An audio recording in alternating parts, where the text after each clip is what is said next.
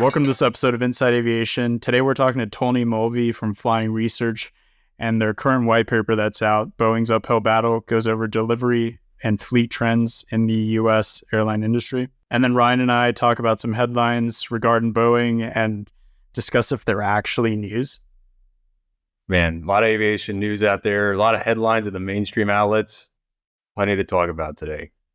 Dude, there's so much. Even the NTSB chairman is like, hey, let's relax. This isn't all news. Her term. Let's stop sensationalism. And also I kind selfless of agree. plug. Yeah, selfless plug for Ryan. She just followed you, right? Yeah, she did. I was pretty proud. I got first time an NTSB cheers followed me on Twitter or X. That's awesome. Well, let's get into it with Tony. All right. So here we are. We're joined by Tony Mulvey, who is on our team here at Firecrown Media as a senior analyst. Him and his team just wrote up a fascinating report on Boeing, which you can find on flyingmag.com. Tony, why don't you tell us a little bit about the white paper that you all produced, some of the findings you made about Boeing, and kind of everything that transpired as you guys were going through that research process. Perfect. Thanks, Ryan.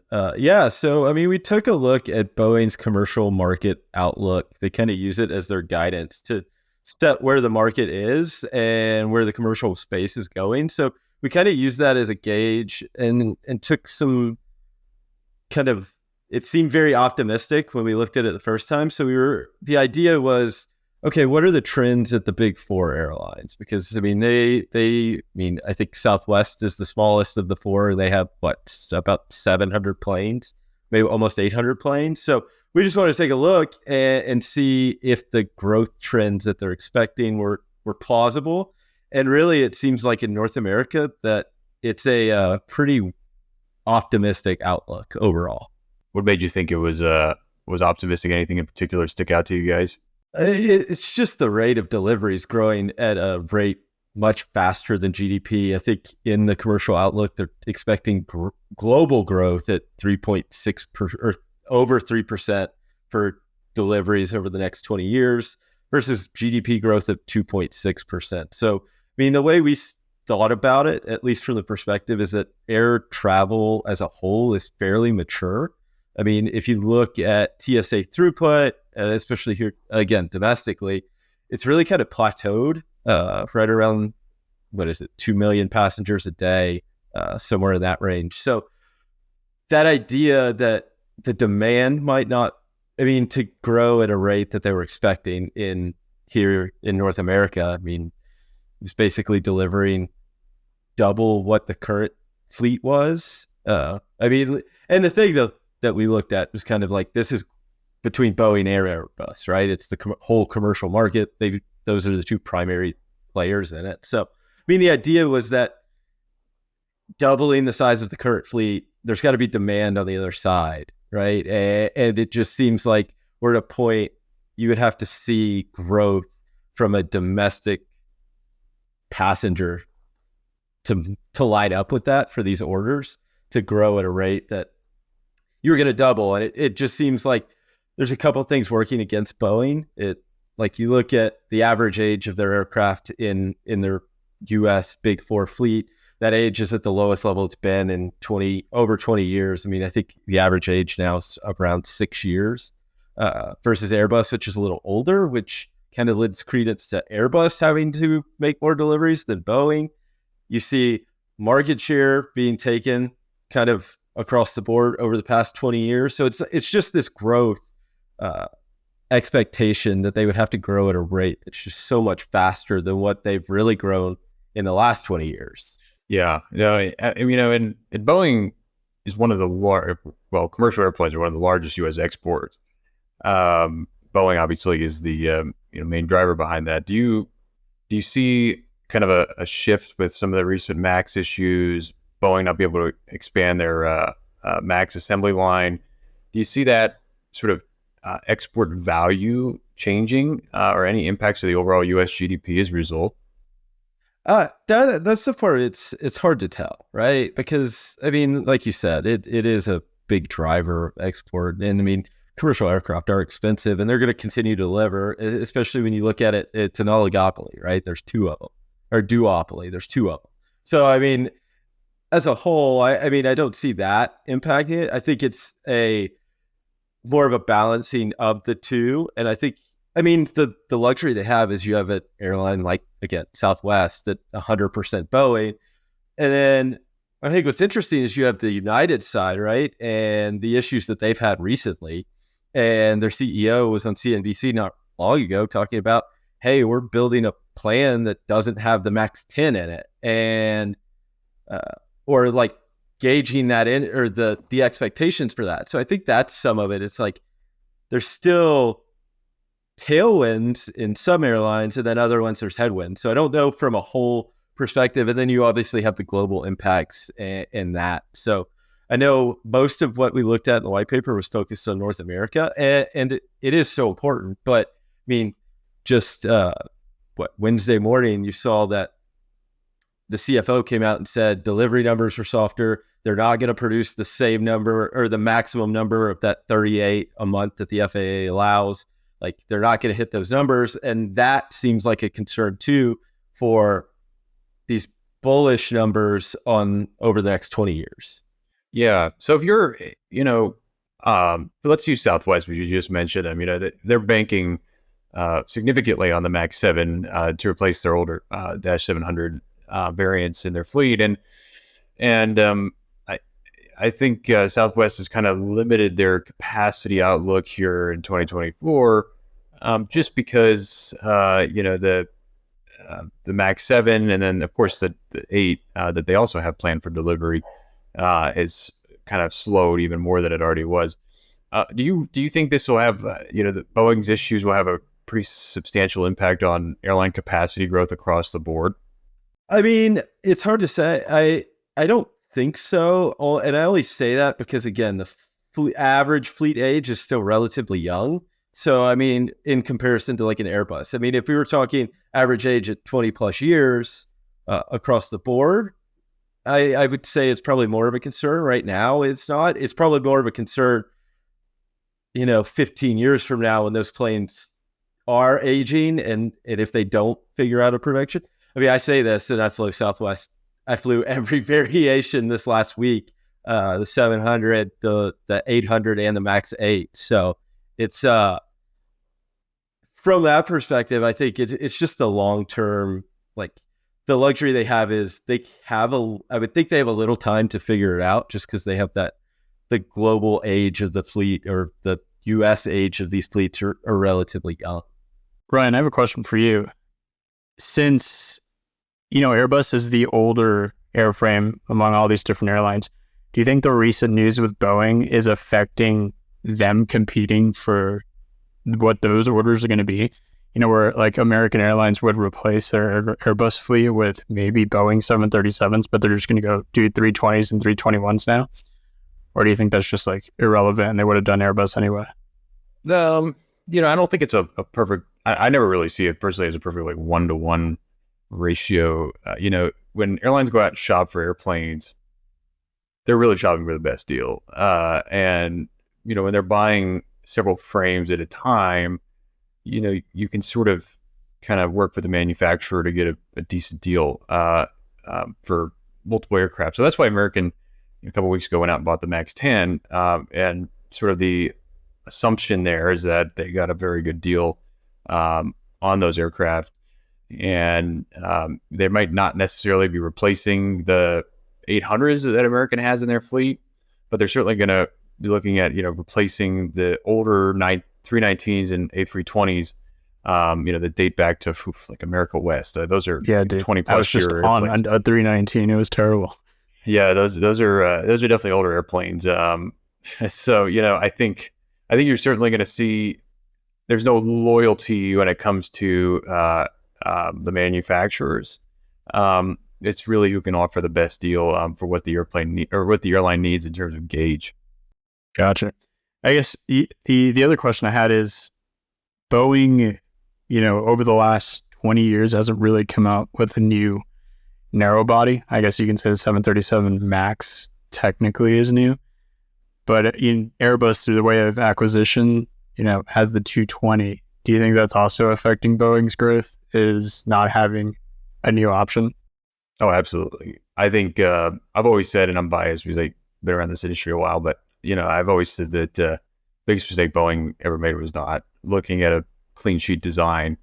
The Max is certainly it has great performance. Airlines do like it for certain markets because it's great. You see American flying it out of Miami a lot because they can serve some of the island markets that have shorter runways and need better performance characteristics for an airplane. And it's way more fuel efficient than even the NGs are. But I think Boeing would have been well suited exploring a clean sheet design, whether it had been through acquisition or just pure ingenuity in house.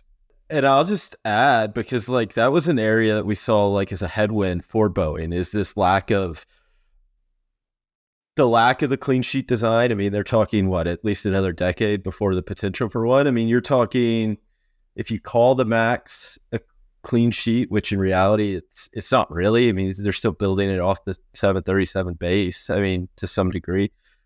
You look at it, you get this team of engineers that will go basically a whole generation without building a clean sheet aircraft. And how do you build the best clean sheet aircraft? You have engineers that have gone through this process and know how to build planes. And we thought that might be a potential headwind moving forward, not just in the next few years, but into the second half of the 20 years that they were looking at in this outlook. Oh yeah, no, absolutely. That's a great point. And I think, whether it's the Max or now, the one is 777X that they're building on the wide body side, airlines are also sort of to blame here because they don't want to incur additional cost for a different fleet type if they can avoid it. And there's several all 737 operators out there. You got Ryanair over in Europe, you got Southwest here, and that's just to name a few. So if you're a Boeing, you can appease your key customers with a design that has the same pilot type rating characteristics, similar performance characteristics, when it comes to operating at certain, operating at the airports that the airline already serves. And there's tons more when it comes to, fleet commonality. So I think that's certainly what drove it too. Is that something that's been looked at, if they're going to retype 777X pilots, or is it going to be similar to the Max? Or it's just like additional training? I don't know quite the answer to that yet. Boeing might not have that answer quite yet either, because it's still in kind of the mid to later stages of development and testing. I mean, the wings fold, man. It's like more than just like the MCAS and more than like the Max's problems. So I'm going to grab that quote from you. The wings fold, man. Yeah. I mean, I would hope they retype pilots, but that was just my opinion. But there's also, on the airline side, the 757 and 767 are on the same type rating. But there's differences training involved. And the 777-200 and the 300 are, 300 is a much larger airplane. And there's still, a computer-based differences training involved. Typically done on an iPad, but I think it remains to be seen how that all exactly play out on the 777X, especially with the Max issues and everything that came along with that. So, but yeah, I think, Tony, I kind of wanted to ask you all too. Delta has an order out there for the Max as well. I don't remember off the top of my head when those deliveries are expected for them, but do you sort of see a world where Delta gets those by the end of the decade? Do you guys think that'll slip? I think, Delta has and they admit it, an older fleet of 757, 767s. Are desperate for, a good gauge airplane to replace those. What are you all seeing? What are you all feeling? Well, and we touch, so the luxury of like Delta and all the airlines is they put out their commitments for the plane types that they have on order and then the options. And if you look at like the total commitments that Delta has, it's like 70% Airbus to 30% Boeing. Like it is a pretty drastic change. And I think the idea and the way we see it is that reality, Delta's eventually going to be a primarily Airbus fleet, and it's been trending that way for some time. And if you're Boeing, I think that's a concern because Delta's the largest fleet globally, I think. If not, they're definitely the largest domestically. So I mean, in that case, you go from being the leader in the clubhouse at the largest U.S. fleet to now you've lost market share and now we're kind of runner up. It seems like a concern. I mean, you would want to think if they could get the deliveries to Delta faster, it's going to help them in the long run, maybe get new orders that effectively right their wrongs. But it sure seems like Delta's taking an approach, even with that MAX 10 order book, that, hey, we still see ourselves, one, replacing some of these older Airbus aircraft, but then also, hey, we're going to lean into it because there haven't been maybe as many sticky situations with the Airbus supply chain as there have been with, Boeing's. Yeah, but I mean, but Airbus still isn't immune from some of the supply chain woes. I mean, certainly, yeah. I think, we've seen United sort of floating around some ideas to go out and buy 321s, but they're recognizing that, we can go out and make a commitment or a purchase with the manufacturer, but it's going to take a while to get those airplanes. Yeah, it's an industry-wide issue, like the supply chain constraints and things like that. I think some of it's the regulatory issues that Boeing right now, where they're having, I mean, you read about it, it's in the press all the time talking about some of the issues. So it's one of those, like, things are getting highlighted, and the other question is, does it ward off consumers, right? Because eventually consumers, I mean, it doesn't affect me in any way, but I mean, I've seen things on social media and the like that, hey, if they see it's a Boeing plane, they're going to rethink buying that ticket. And I think some of that is headlines get attention generates buzz on social media. It's almost like a scare tactic that in reality, it's not that big of a deal, but it's something that they'll have to deal with overall. Right. Well, and I saw, there was a travel booking site that allowed people to opt out of a MAX 7 or 8, or well, I guess it would only be the MAX 8 and 9 now, which is crazy because I've always, John Oliver said it in his piece about Boeing a couple of weeks ago that, when the public starts to realize what airplane they're flying, you have a problem.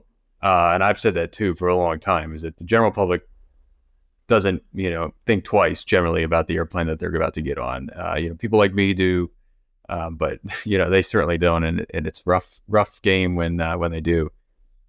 Yeah, I mean, you're dead on. It's funny because both my parents worked in the airline industry for 20-ish years each. So it was funny, like growing up, it was like my mom could point out of the sky what Airbus it was or what Boeing plane it was. But I mean, as I grew up, I didn't think twice. And now it's a little more like, okay, I look at things. I know how safe commercial aviation is as a whole. I'm not that concerned. But I mean, there is more of this is what plane it is. Look now. I think I've learned that it's gotten really bad for me when I can start identifying the airplanes by the sound they make. That's impressive. Well, yeah, I don't know if it's a skill or not, but it's something. One last question for you. Do you think Boeing's too big to fail?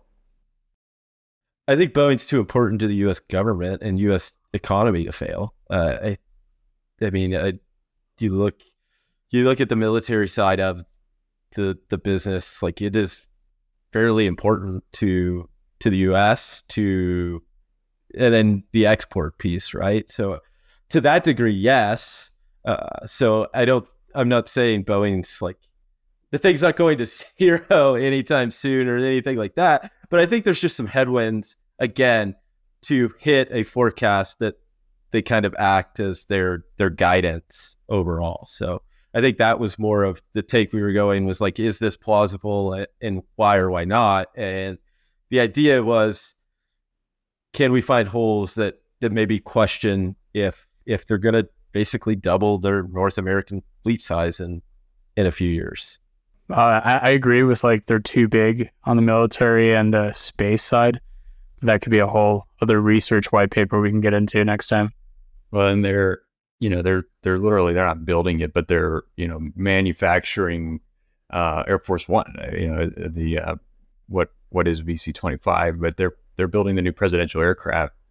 And there's certainly some deep roots there between the U.S. government and Boeing that I think make regulating an even more complex task for sure. Yeah, it's very different than the insurance and banks back in 2008. It's Right. a very different beast. So again, there's only 2 airplane manufacturers, and one of them's based here in the U.S. So they're not gonna let that fail. So, Well, man. Well, Tony, thanks for coming. Thanks for joining us here. awesome. Inside Aviation, and Tony and team published an excellent white paper. You can find it on flyingmag.com. We'll drop the link in the bio here. But yeah, Tony, thanks for joining us. Thanks, guys.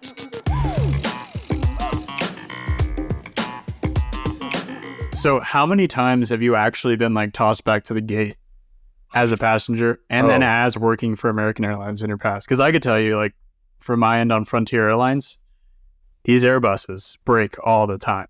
Yeah. Like, it was my worst nightmare when we would have to send it, panel cracks, pressure leaks, brakes that are too hot, then glowing, like flaps not retracting, and then we have to find a new gate. Never made the news, but for some reason they're making the news now. What's going on? I don't know, man. I've been in aviation for a long time. I've been in various media capacities for a long time, and I've never seen coverage like this ever. I get it. The consumer media is very hyper-focused on Boeing right now, and anything Boeing that comes up is a very hot story. And I also understand that the public is focused on it, and generally, aviation news stories on mainstream outlets, whether it be incidents, accidents, typically perform very well, from my understanding. And I think you're seeing quite a bit of capitalization on that in the mainstream space. As somebody who's a reader of mainstream content and also happens to be a publisher of aviation trade content, it's a little bit cringeworthy to see a story about a flight returning to the gate, which, by the way, not only did it return to the gate, but it left, 5 hours later to go to Japan. And I just not really seen that before. And anybody who's flown regularly probably knows that taxiing out, it's a good, nice morning, and you get that captain PA says, "Well, folks, we got a light on here in the cockpit. We got to come back to the gate." It's painful. Painful as a passenger, but it happens. It is painful. Yeah. No, way too many times to count. So let's go through a couple of these, and then I want to circle it back to an airline here. So the internal panel on a, cockpit or passenger window cracking, how big of a deal is that, and how often does it happen? Because in my understanding, it's not that big of a deal. Internal panel, no, not that big of a deal. Bird strikes happen all the time, regular events, and those can do significant damage to the windshield. And cracking, pressure differentials, debris that can strike the airplane, otherwise known as FOD. There's tons of situations that occur, and trust me, whether it's a windshield or other components, commercial airplanes are designed to fail. There's numerous amounts of redundancy in place to prevent a significant incident from occurring. We see it. We see the redundancies at play here. Is really my opinion. Yeah, I mean, if anything, it kind of reassures me. Yeah, cool. I mean, it should. Internal panel cracked. Yeah. I mean, you look at your car. I mean, I lived in Arizona for a long time, which is apparently the cracked windshield capital of the world because there's so many rocks, because there's no grass, so people landscape with rocks. And I think in my couple years of living there, I had windshield in my car get cracked twice, and that rock doesn't go through the windshield. It's 10 times greater on the aviation side in terms of redundancy. So just put that into perspective. Yeah, at least in the GA side of a 172, a bird's going straight through that windshield and hitting you in the face. If it doesn't hit the prop first. If it doesn't hit the prop first, but maybe we can learn from that, from the airlines and commercial aircraft for GA. The next one is the panel falling off. I think it was a 737-800. So that one's what was it, like 20 years old? Yeah, I mean, it's a 20-year-old airplane, but it's still, that doesn't make, there's plenty of 20, hold on, there's greater than 20-year-old airplanes flying around. Plenty of way greater. Way greater. And panels don't fall off of those. And I think, there's certainly more that happens in the due course of running an airline every day than what meets the headlines. And I think this happened to be one of those situations where they happened to find a panel was missing when it landed safely, mind you. And, it wasn't even the media. Some of the mainstream outlets made it into it was this emergency landing. From my understanding, it wasn't. They landed, they discovered it, they dealt with it.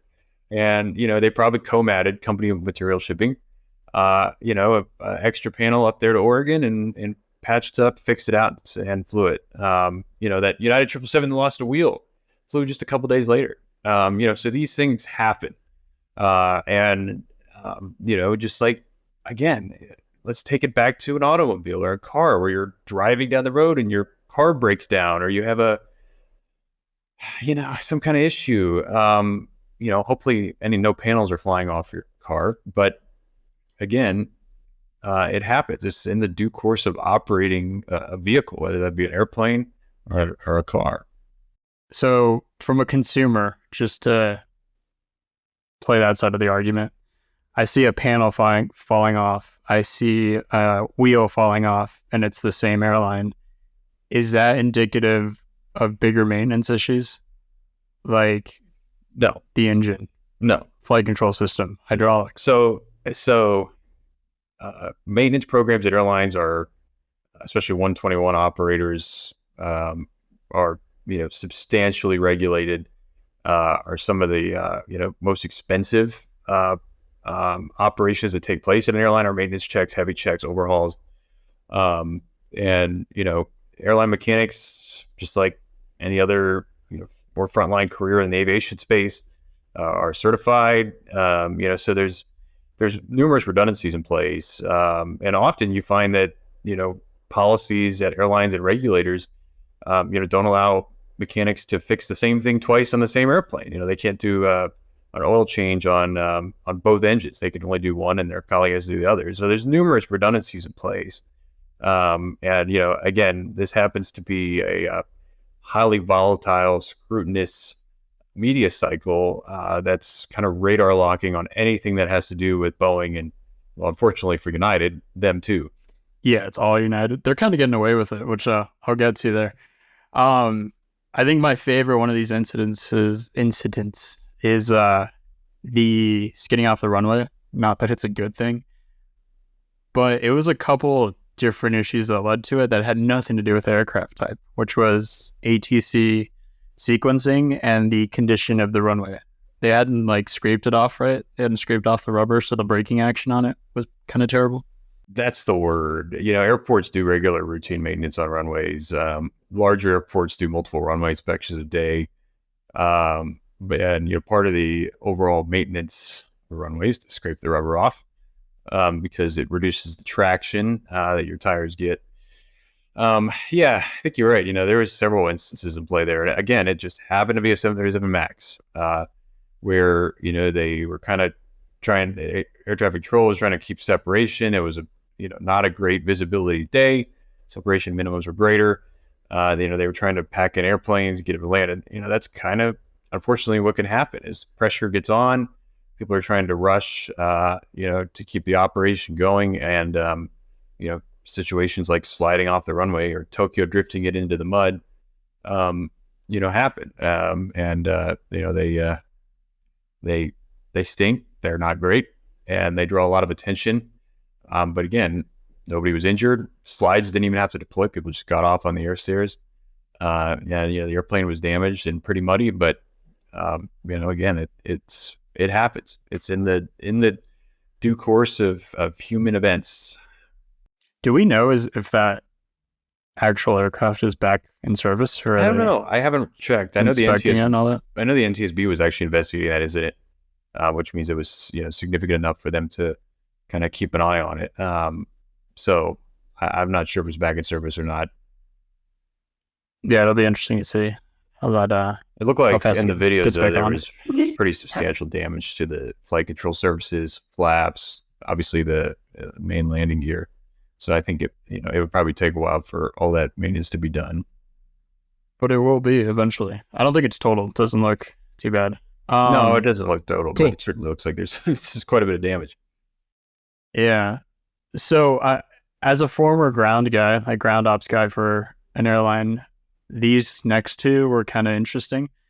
So there was I think it was Alaska, hopefully I'm not wrong in there, with an open cargo hold that came in. I saw that one a couple weeks ago. Yeah. Was that Alaska? It was. That was a 777, right? Oh, no, it was or a 737. 737, but it wasn't a MAX. It was a NG. So my question is, how does that happen? Because there's definitely sensors that'll tell you there's a door open. Is it just like a latching problem? Yes. I just don't. Who knows? I mean, right? it could be somebody just didn't notice it on departure, didn't latch all the way, hit some pretty good pockets of turbulence and it bounced open. That's what I think. That was my hypothesis, because it's on the checklist to check those doors when you're pre-takeoff, and they'll find out. Like, it's gonna happen. The next one is the wing fuel. So there was a TikTok where there was fuel pouring out of a wing. I don't think people know how often that happens. It's so often. Like, every fuel truck and every gate has a fuel spill kit, because sometimes fuel crews will overfuel it, or like the pressure differential with the weather, it'll leak out of this vent that's on the wing. So that's not a big deal too. Of course, it was a 737 as well. Yeah, well, I mean, like, remember, a 737 is still one of the most popular commercial airliners out there. So your odds a lot of issues of capturing that are substantial. So high. Yeah, and like you said, there's spill kits at every gate. Typically, if it doesn't spill at a gate, if it spills out on a taxiway, if the airport fire department's well equipped to soak that up and deal with it. It's really more of an environmental issue often than it is a significant safety issue. It used to be so annoying having to clean those up. Like, oh, you that's probably kind of smell what like it goes Jet down A to for days. Forever. Yeah. And then you gotta push it back. They can't start the engine close enough. But anyways, whole thing. And then my favorite in-flight incident is the 787 one, where Oof. I mean, it's not good. A lot of people got injured. Not a fun time. Lesson there, though. But the pilot tried to go like under the radar with us, it seems like. Well, but there's a lesson there for the passengers. I know it's cliche. Keep your seatbelts on. But you got to keep the seatbelts on. Turbulence will make you, if you ever been a really nasty, bad turbulence, it can make you really, really bounce around, and it often injures people, especially if it's significant. So wearing that seatbelt is very important. But there's so much mechanical. Well, let me put it this way: on the 787, you have a couple ways you can move the flight deck seat. You have one kind of underneath the seat, and then this one behind it. The 777 has the same under the seat, where it's an electronic way to move it, but it doesn't have the one on the back. And it looks like, based on some of the reports and what the Boeing's guidance was to operators, that sort of actuator or button on the back of the seat can be kind of lodged or get stuck. And if somebody bumps into it or something falls on it, it'll push that seat forward. And so, it's possible that certainly the pilot had a tray table on their lap from eating, and it pushed the yoke. And to disengage the autopilot on an airliner, you have to provide a fairly substantial amount of force on the flight control surface for it to disengage. And according to one of the best YouTubers out there, shout out to Blanco Lirio's channel, who is actually a 777 pilot. If that airplane's out of trim, you're going to probably go for a bit of a ride. So it sounds like that is more than likely what might have happened there. Is that it was enough force on that seat to push the yoke down and really move it. But I think the bottom line is that wearing your seatbelt is very important. So important. Clear turbulence, like outside of like pilot messing up, happens all the time. Yeah, I mean, my final question for you, and I see this as like a comms issue, is should have the CEO of United like sent out that email I going think like, hey, so. we noticed all these incidents Yeah, I going think on, so. or is that drawing more attention? United's did a very good job over time of communicating as an enterprise. They have an excellent communications team. They get out in front of stories that I think, like this. And, Kirby himself's done I would personally say, a very good job of communicating the airline strategy and everything else. So I think this was just fitting to what they do. They're trying to cater to their customers. They sent that to their consumer, whether you're a Mileage Plus member or whoever, but they send it to their customers. And I think that's incredibly important because, again, like we talked about, the flying public just sees the news and they're not seeing kind of what goes on and how the sausage is made behind the scenes. And I think Kirby's trying to soothe some fears that may exist and remind them that safety is at the bottom, at the top of the list at any major airline.